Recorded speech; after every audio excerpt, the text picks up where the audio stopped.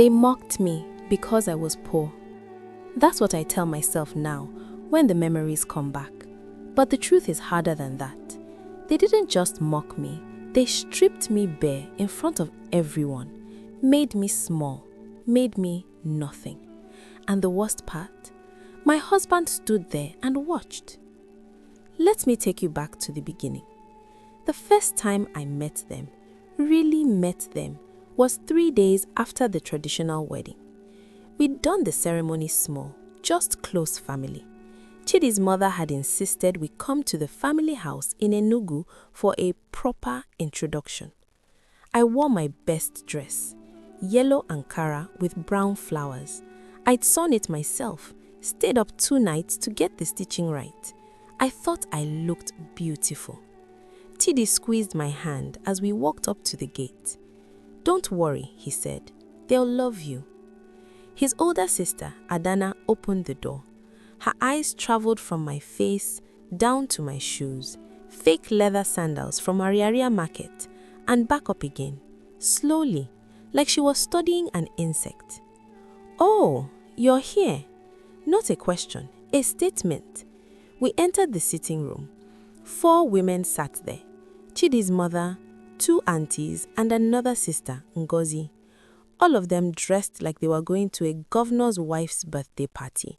Gold jewelry, expensive lace, the kind of gele that cost more than my monthly salary as a secondary school teacher. "Good afternoon, ma." I knelt to greet Chidi's mother, the way I was raised. She looked at me. Then she looked at Adana. "This is what he brought home," she said.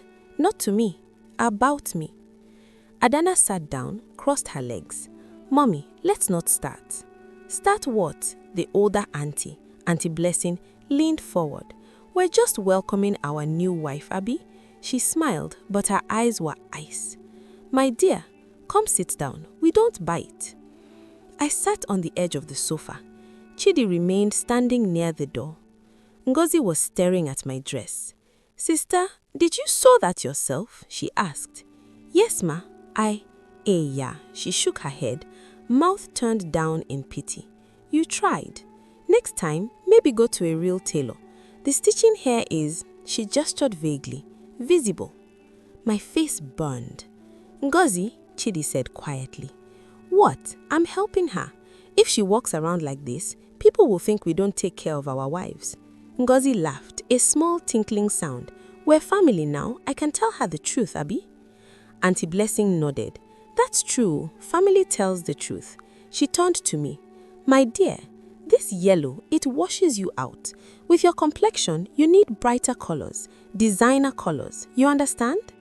I nodded, though I didn't understand anything except that I was being peeled apart. Chidi's mother hadn't said a word since I sat down. She was watching me like a stain on her expensive rug. Finally, she spoke. "Is this what you wore to marry my son?" The room went silent. "No, ma. I have other clothes. This is just..." "Just what?" Her voice was soft, which made it worse.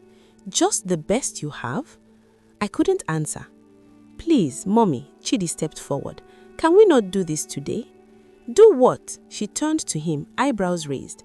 "I'm asking a simple question. You married this girl. I want to know who she is, what she brings to this family." She looked back at me. "Apart from yellow Ankara." Adana snorted, tried to cover it with a cough. "She is a teacher," Chidi said. "She is educated. She is kind. A teacher," Ngozi rolled her eyes, "with a government salary that can't even buy one decent outfit. Better than sitting at home doing nothing," Chidi shot back. "Chidi," her mother stood up, "you will not disrespect your sister in this house." "But she can disrespect my wife." "Your wife needs to earn respect," she said it calmly, like she was stating a fact. "Respect is not given, it's earned. And right now, I'm not saying anything worth respecting." I felt something crack inside me. Not break, just crack, like the first line in a windshield before it shatters completely. I stood up. "Thank you for welcoming me, ma. I'll wait outside." I walked out before anyone could see the tears. Behind me, I heard Chidi's voice. "You people are wicked." And her mother's reply, "We're realistic. there's a difference. The phone incident happened 2 months later at Ngozi's birthday dinner, a fancy restaurant in GRA, the kind with cloth napkins and waiters who spoke through their noses. Chidi had said we didn't have to go, but I insisted. I thought maybe if I kept showing up, kept trying, they would see me differently. I was wrong. We sat at a long table, Chidi's entire family, plus their friends. I was at the far end, next to Auntie Blessing's daughter, Chioma, who barely looked at me when I greeted her. The women were talking about phones. Have you seen the new iPhone? Ngozi held hers up, turning it so it caught the light. 24-carat gold casing, custom made. My husband ordered it from Dubai.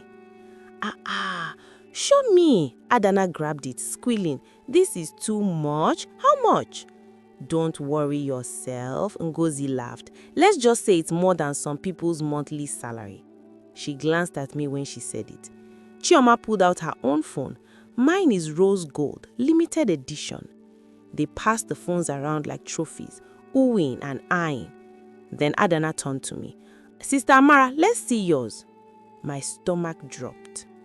Oh, it's nothing special. Just, come on, bring it out. We're all showing off here.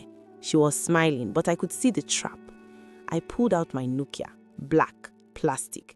The screen had a crack across one corner that I'd covered with tape. Silence. Then Ngozi burst out laughing. Jesus Christ, is that a phone or a museum piece? Adana took it from my hand, holding it between 2 fingers like it might contaminate her.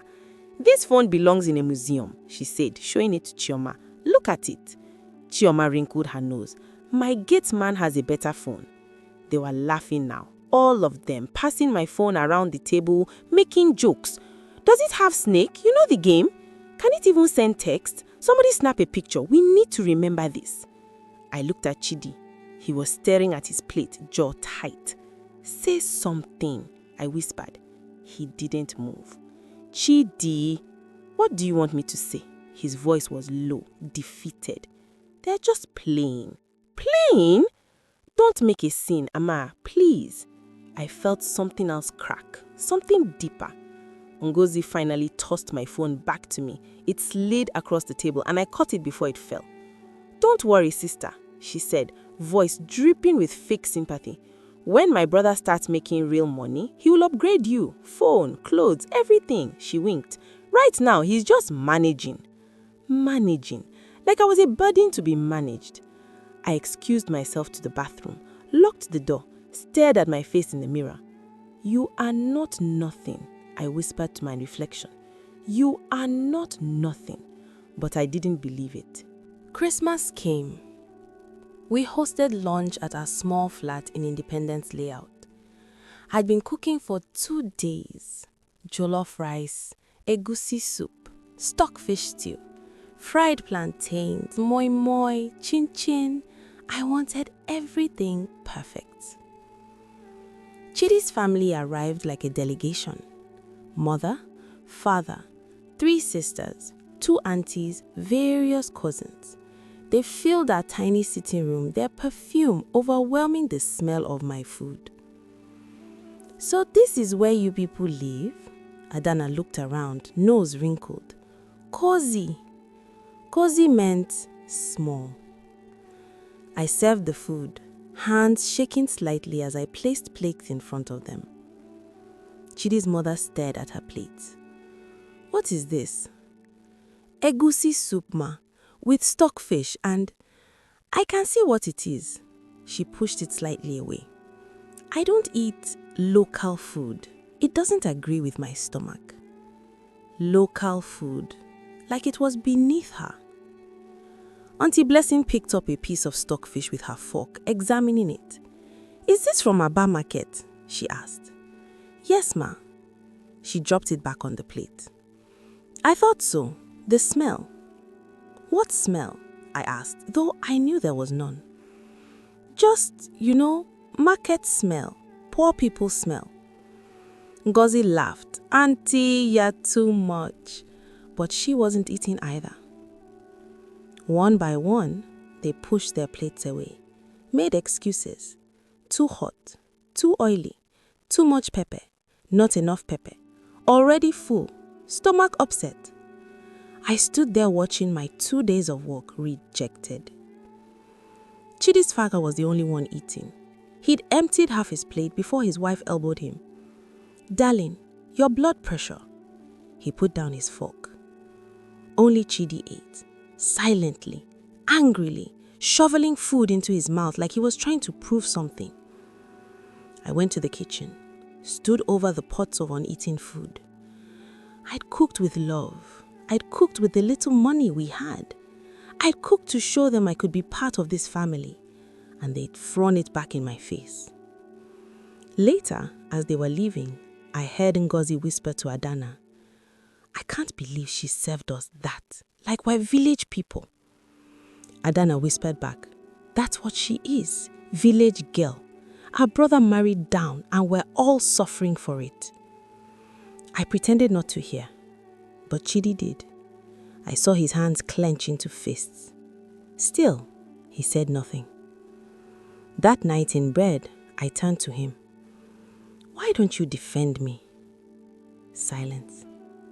"Chidi, I'm talking to you. What do you want me to say?" He was facing the wall. "They are my family. And I'm your wife. You think I don't know that?" He rolled over and I saw his face. Tired, defeated. "You think this is easy for me? Stuck between you and them? I never asked you to choose. Your existence is a choice." He said it too loud and then caught himself, softened his voice. "I'm sorry. I'm just tired." "Of me? Of everything." We didn't speak after that. I lay in the dark listening to his breathing slow into sleep and thought, I cooked with love, not money. But in this family, money was the only language they spoke. 3 months later, Chidi lost his job. I came home from school to find him sitting on the sofa, staring at nothing. "They let me go," he said. "Downsizing, last in, first out." My heart stopped. "What about severance?" 1 month's salary, that's it. We sat in silence, calculating. Rent was due in 2 weeks. His family expected money from him every month. Family contribution, they called it. We had maybe 3 months of savings if we stretched. "We'll be fine," I said, trying to sound certain. "You'll find something else."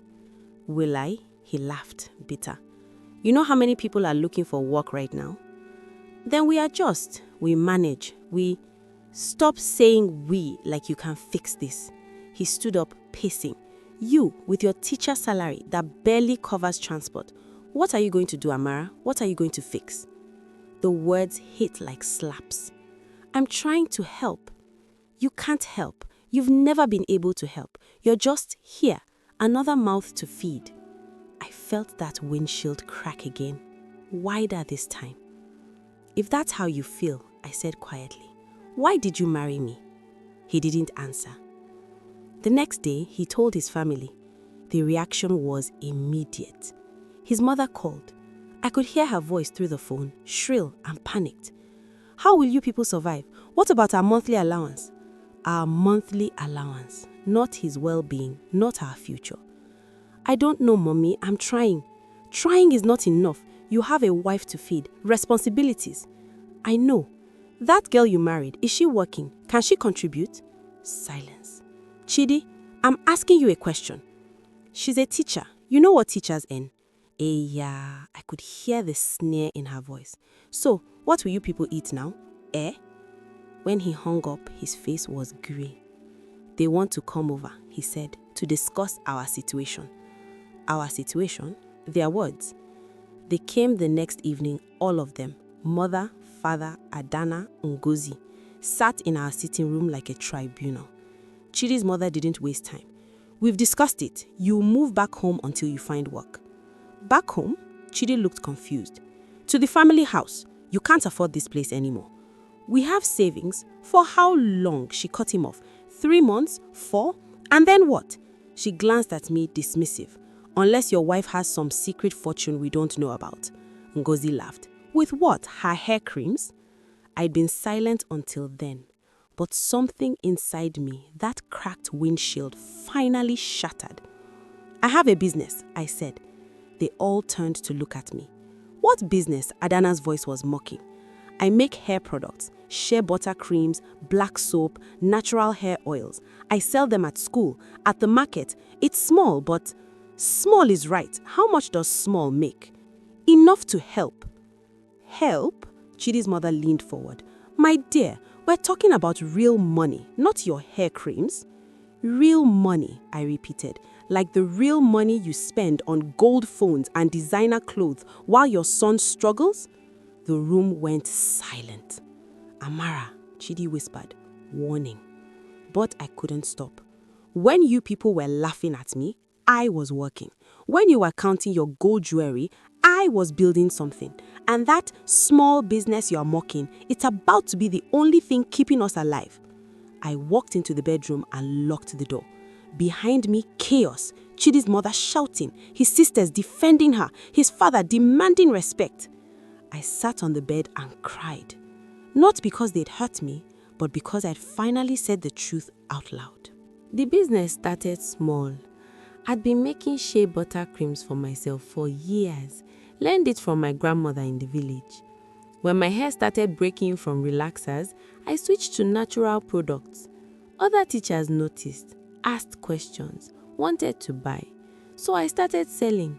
5 containers here, 10 there. Small money. But small money adds up.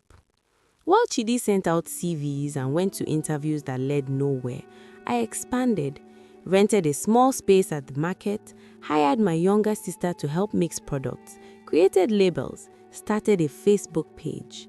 Women loved it. Natural, affordable, effective. Orders increased. Within 2 months, I was making more than my teacher's salary. Within 4, I was making more than Chidi used to make. We kept it quiet, didn't tell his family. Chidi's pride was already wounded. He didn't need them knowing his wife was now the breadwinner. But word spreads, especially when you start driving a car.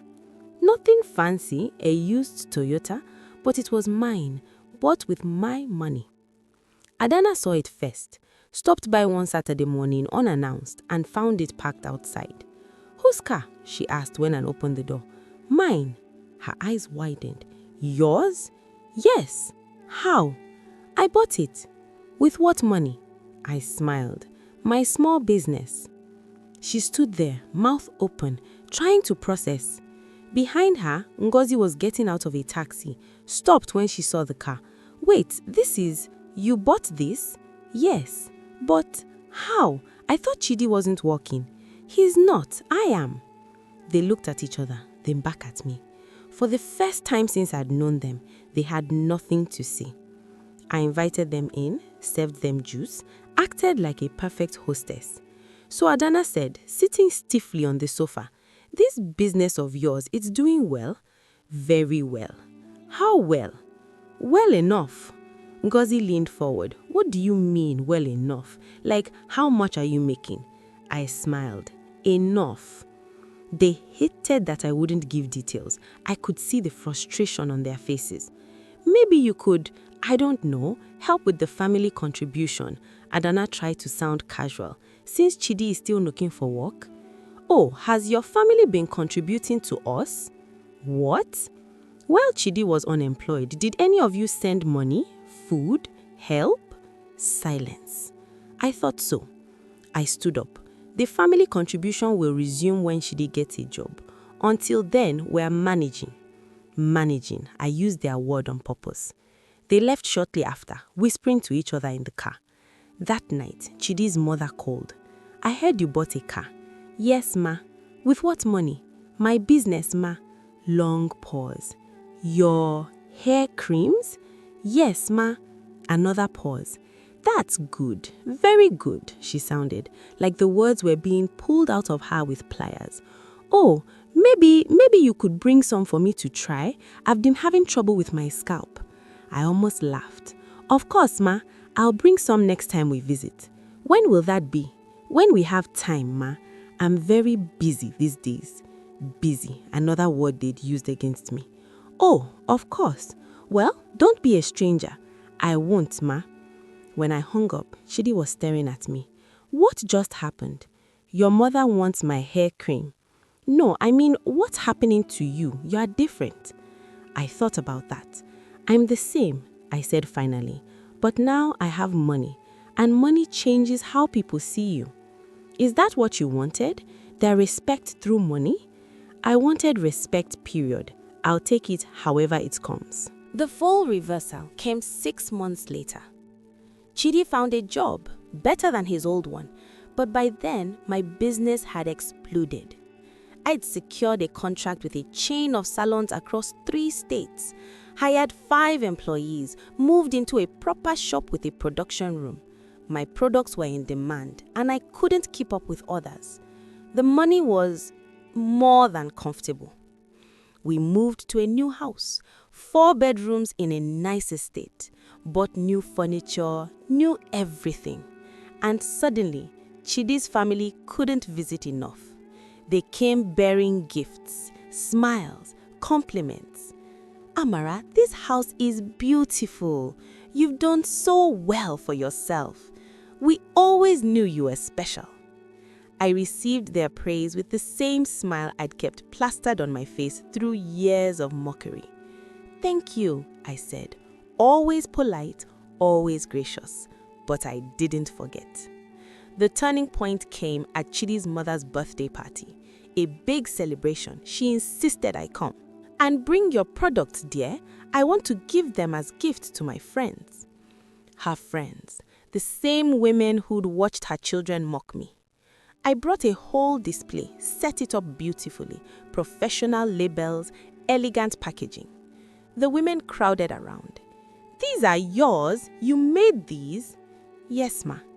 They're in saloons now, real saloons? Yes, ma. Across 5 states now. But this is serious business. Thank you, ma. Auntie Blessing, who'd once told me I smelled like the market, grabbed my hand. My dear, I must tell me your secret. How did you do it? I looked at her, really looked at her. I walked, I said simply. While people were talking, I was walking. While people were laughing, I was building. She laughed nervously. Of course, hard work, that's the secret. And silence, I added. I learned that silence is powerful. When people mock you, stay silent. When they doubt you, stay silent. Let your success be the noise. She didn't know what to say to that. Later, Chidi's mother pulled me aside. Amara, I want to apologize. I waited. I may have been harsh on you at first, but you understand, yes? A mother wants the best for her son. We didn't know you would become this. Become what, ma? Successful, somebody. I was always somebody, ma. She blinked. Of course, I didn't mean you did mean it. I kept my voice gentle, but it's okay. I understand now. In this family, respect comes with money. Character alone isn't enough. That's not true, isn't it? I looked her in the eye. When I had nothing, you treated me like nothing. Now that I have something, I'm worth something. That's the truth, ma. She opened her mouth, closed it, opened it again. I'm sorry, she whispered. It was the first real apology I'd heard from any of them. I forgive you, ma. And I meant it. Not because she deserved it, but because I deserved to let it go. But forgiveness didn't mean forgetting. 2 years later, at another family gathering, Ngozi made a joke. We were sitting around after lunch, the lunch I'd catered from an expensive restaurant, which they'd all devoured and praised. Ngozi was showing off her new handbag, designer, expensive. This costs more than some people's monthly salary, she said, laughing. It was an old line, one she'd used about her phone years ago. Everyone laughed, except me. I looked at her. Ngozi, do you remember when you said that about my phone? The laughter stopped. She shifted uncomfortably. What phone? My Nokia, the one you said belonged in a museum. Oh, I was just joking. Were you? Silence around the table. Do you remember my dress, the yellow Ankara? How you all laughed at my stitching? Adana looked down at her plate. Do you remember my food? How you refused to eat it because it smelled like poor people? Chidi's mother cleared her throat. Amara, that was a long time ago. Was it? I turned to her because I remember it like yesterday. Every word, every look, every laugh. We've apologized. Have you? I looked around the table. Really apologized? Or do you just treat me better now because I have money? No one spoke. Let me tell you something, I said, voice steady. When you were humiliating me, I was building. When you were mocking my clothes, my phone, my food, I was working 3 jobs. Teaching, selling products, studying business at night. I didn't sleep, I didn't rest because I knew that in this family, I would only matter if I had money. That's not fair, Ngozi started. Isn't it? I cut her off. Tell me honestly, would you respect me now if I was still poor? Silence. That's what I thought. I stood up. You people taught me something valuable. You taught me that respect in this world is bought, not earned. That character means nothing without cash. That being good, being kind, being hardworking, none of that matters if you are poor. Amara, Chidi reached for my hand. And you, I looked at my husband. You stood there and watched them destroy me piece by piece. You said nothing, did nothing, because you were ashamed of me too. That's not true. Then why didn't you defend me? He had no answer. I looked around the table one last time. I've forgiven you all. I have. But I will never forget what you did, how you made me feel. And I will never let anyone make me feel like nothing ever again. I walked out. Behind me, chaos, voices raised, Chidi calling my name. I got in my car, the car I bought myself, and drove. I didn't go home that night. I went to my shop, sat in the production room, surrounded by containers of shea butter and black soap, the smell of coconut oil and lavender. This was mine, built from nothing, built from humiliation. My phone rang. Chidi, I answered. Where are you? At the shop. Come home, please. Why? So we can talk. We've been married 5 years. This is the first time you want to talk? Silence. Then, you are right. I almost dropped the phone. What? You are right about everything. I was ashamed. I am ashamed. Not of you, of myself, for letting them treat you that way, for not standing up, for being weak. I heard the break in his voice. Chidi, no, let me finish. He was crying now, I could hear it. You are the strongest person I know. You took their worst and turned it into your best. While I was falling apart, you were holding us together. And I never said thank you. I never said I'm proud of you. I never said I'm sorry. I closed my eyes. I needed to hear that, I whispered. I know, and I should have said it years ago. He paused. Come home, please. Let's start over. We can't start over. Too much has happened. Then let's start new, from here, from now. I thought about it, about the years of silence, the years of humiliation, the years of building myself up while being torn down. Okay, I said finally, but things have to change. They will, I promise. And your family, they need to earn your respect, real respect, not the kind that comes with money. I smiled, though he couldn't see it. When did you get so wise? I married a wise woman. Some of it had to rub off eventually. Chidi and I went to marriage counseling. We talked, really talked, about his pride, my pain, his family, my business, about what we wanted our marriage to be. It wasn't easy. There were fights, tears, moments where I thought we wouldn't make it. But we did. His family, that was harder. I set boundaries, real ones. No more surprise visits, no more demands for money, no more comments about my past, my clothes, my background. Some of them respected it. His father, surprisingly, apologized properly, told me he was proud of what I had built. His mother tried. I could see her struggling between old prejudices and new reality. But she tried. Adana and Ngozi, they kept their distance, which was fine with me. My business continued to grow. I opened stores in 4 cities, launched an online shop, hired more staff. Money came, real money. And with it, I learned something important. Money doesn't change who you are. It just reveals what was already there. Some people become generous, some become cruel, some become humble, some become arrogant. I chose to remember. I remember what it felt like to be poor, to be mocked, to be nothing in people's eyes. So now I hire young women like I was. Women struggling, women judged, women working 3 jobs and still not enough. I pay them fairly, treat them with respect, tell them they matter. Because I know what it's like when no one does. Last week, a young woman came to my shop. She was wearing a faded dress, cheap shoes. Her phone had a cracked screen. "Tis ma," she said. "I'm looking for work. Any work. I can clean, I can pack, I can..." "What's your name?" I interrupted. "Chiamaka, ma." I looked at her, saw myself 5 years ago. "Chiamaka, can you read and write?"